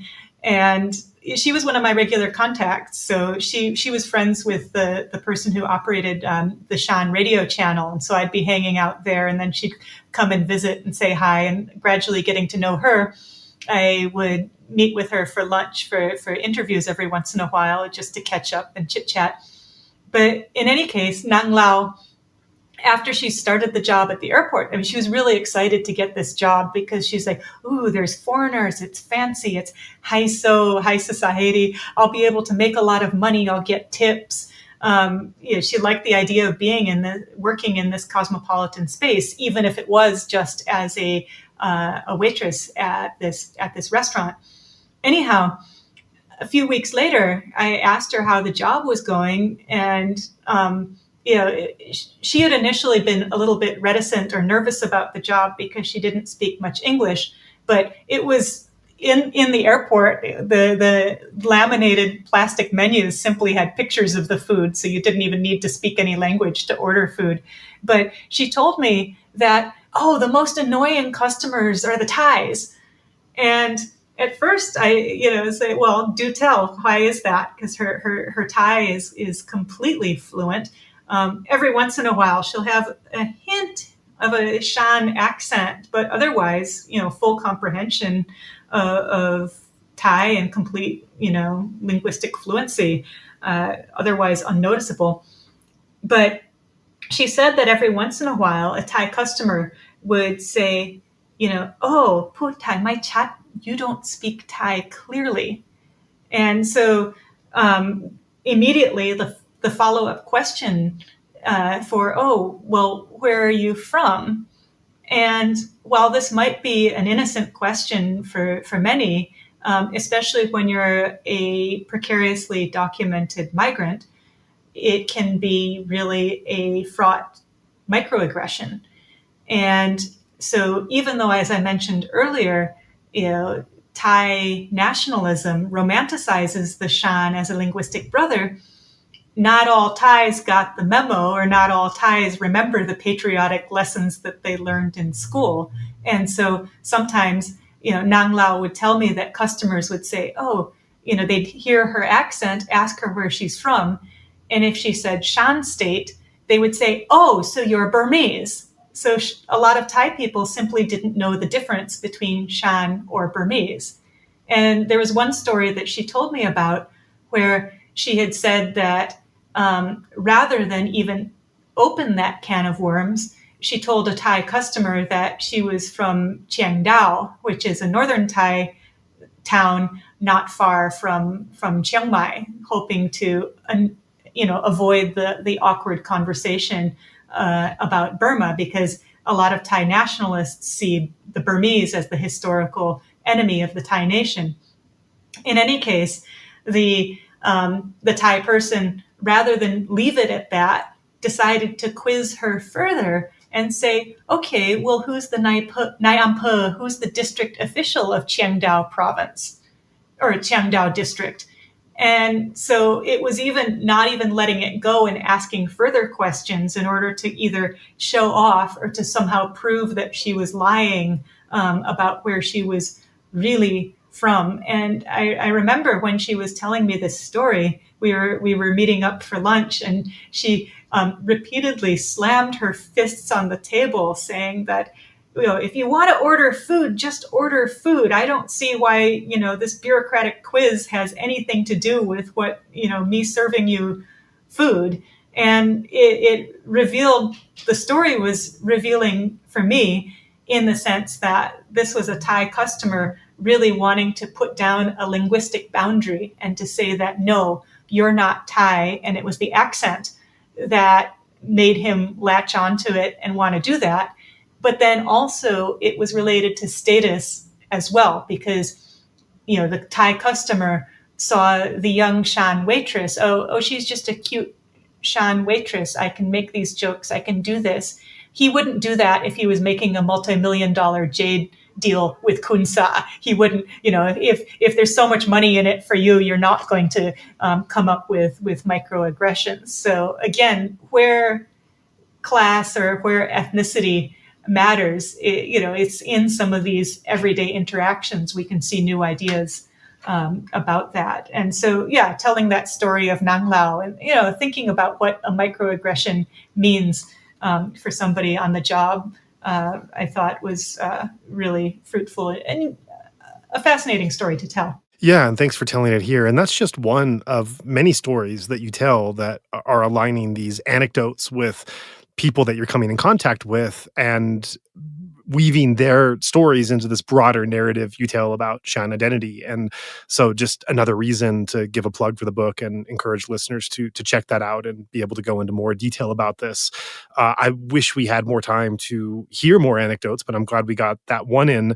To wrap up where we're at in the discussion of Shan people and region, I'd be remiss if I didn't ask you a question about the post-coup reality. And I'm sure that many listeners are also curious what forces are at play in terms of how the Shan state and the Shan community and peoples have been impacted over these last couple years by the military coup. Yeah, thank you. I mean, it's a tough question because in a lot of ways, I think many communities in Shan State or people that I talked to leading up to the 2015 election, I haven't been back to Myanmar since before COVID. So the information that I've got is either through through chatting with my contacts that are still in Myanmar over social media, or getting together with people who have either relocated to Thailand or are still in Thailand. So I don't have on the ground information from having been in Shan State recently myself. But in terms of a Shan response to the coup, I can say, well, the short answer is it's a varied response, and being Shan does not guarantee how somebody is going to relate to the NLD or the various political structures, because it's a very diverse tapestry. One point that I had heard from somebody affiliated with the Restoration Council of Shan State was that there is a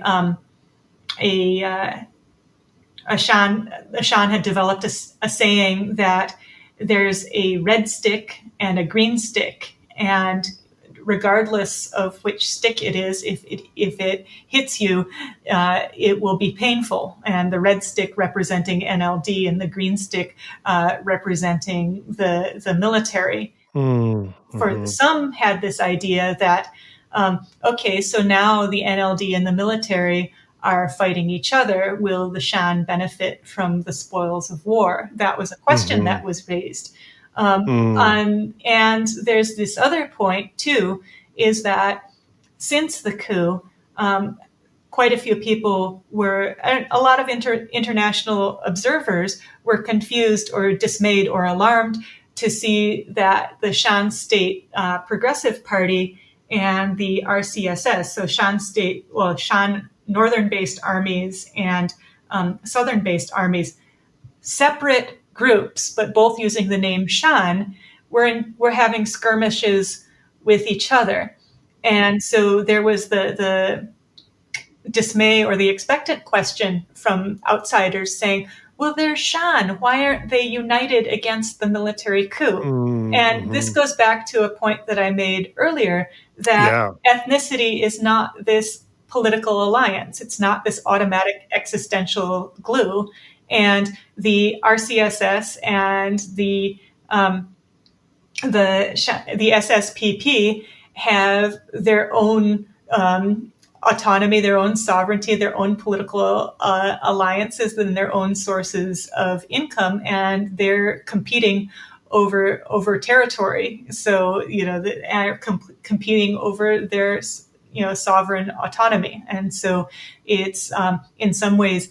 Well, of course, it's unfortunate that they're not united against the Myanmar military, but it's also in some ways naive to automatically expect them to be an alliance simply because they both have Shan in their name. Right. That's very true. And looking at the different groups that are engaged and kind of the bigger players, I'm also curious about the ground level, because so much of what we've seen among the Bamar has been this Generation Z, just unbelievable activity and courageousness in what they started doing and what they've continued doing, and also just kind of like a pan-Myanmar solidarity that we haven't seen before, of breaking down traditional boundaries and being able to talk across those boundaries in ways that haven't been seen before. So your answer kind of reflected more the bigger groups and the elders and the leaders, but in terms of Gen Z on the ground, and I know that this is also not, I'm not suggesting there's a generality of or generalization of there's obviously a diversity in terms of the kinds of actions that we're seeing, but for as general as you can speak, what are you seeing or hearing or noticing about how Shan Gen Z people are responding? Yeah, well, I mean, this is one thing that I really hoped to emphasize and portray in my representations of young people in the book, but also how much I admire the creativity, the spark, the resilience of so many young people, whether Gen Z, but also the people who were these who fought for the cause, but also the people who managed to get on and, find joy and are, intrinsically amazing and creative people. So there is a lot of focus in the book about this aspect of music and nostalgia and realizing how dynamic all of it is. In terms of the protest or people, thinking about, categories of ethnicity or gender becoming more inclusive. NUG talking about revising its citizenship laws to become more inclusive.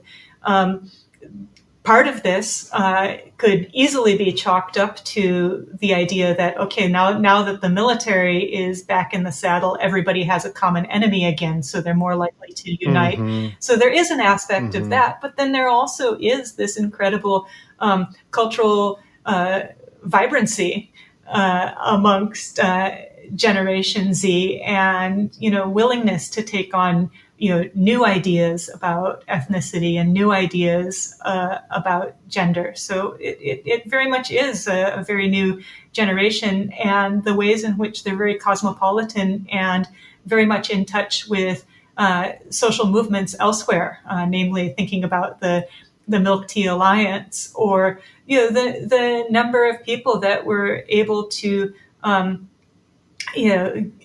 part of various social movements and community-based organizations that emerged in the past decade. They were very much involved in capacity building, and the various students that I have either been in contact with or involved with some aspect of their education about Burma, Myanmar, social movements, anthropology, you name it. I've met some really creative people that have, incredible ideas for building a better future. So they're in spite of all of the horrors and the atrocities that continue to go on. This again, I can't.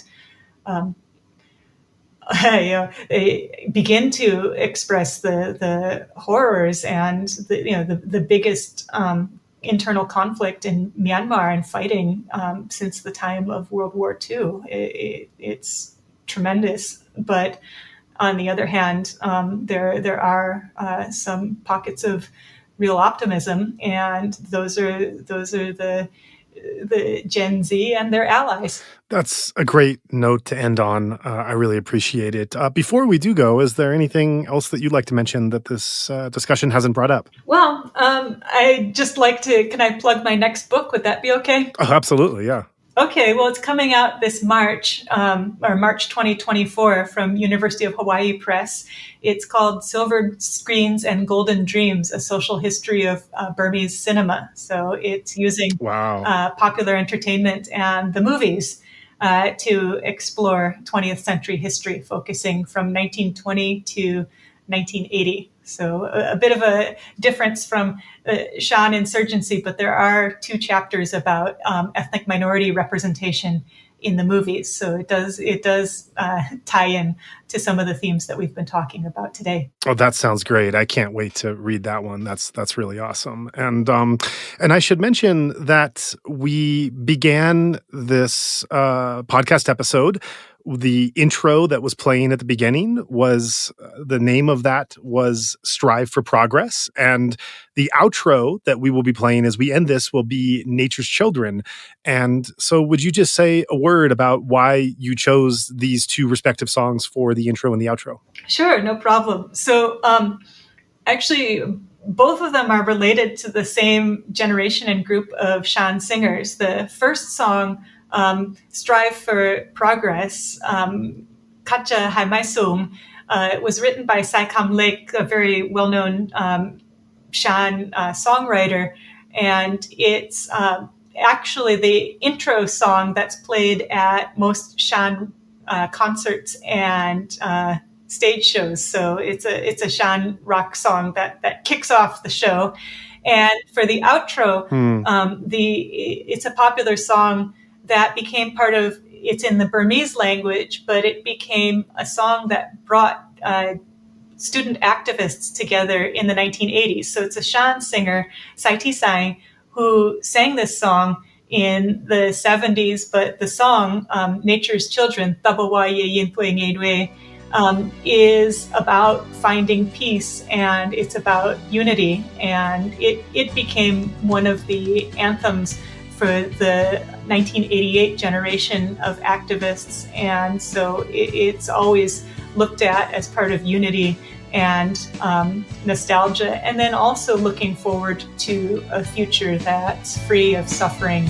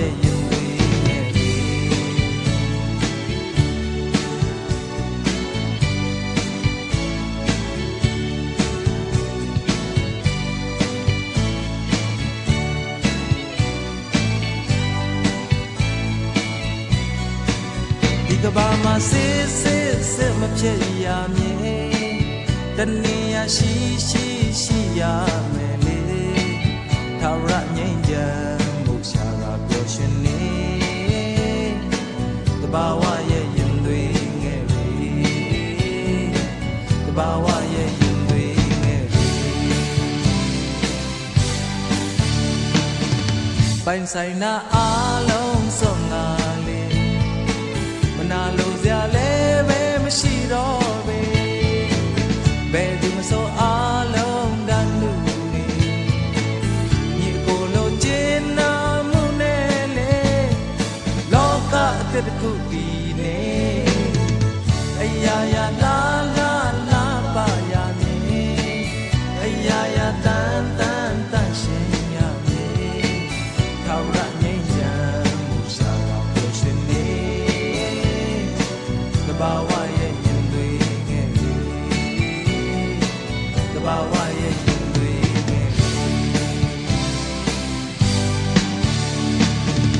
ပိုင်ဆိုင်နာအားလုံးစုံငါလေးမနာလို့စရာလည်းပဲမရှိတော့ပဲဘယ်သူမဆိုအားလုံးတန်းတူနေညီအကိုလိုကျင်းနာမှုနဲ့လေလောကတစ်ခုတည်နေအရာရာလာလာလာပါရမည်အရာရာတန်တန်တန်ရှင်ရမည်ထာဝရငြိမ်းချမ်းမှုစာကပြောချင်နေ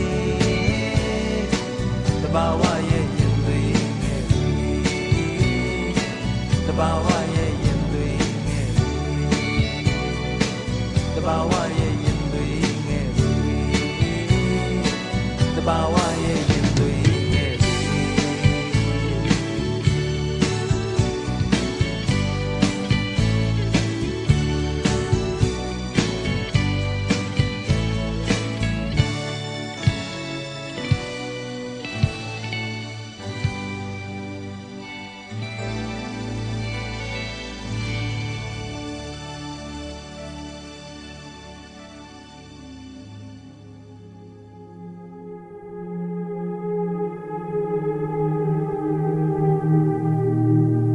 Thank you for taking the time to listen to this episode.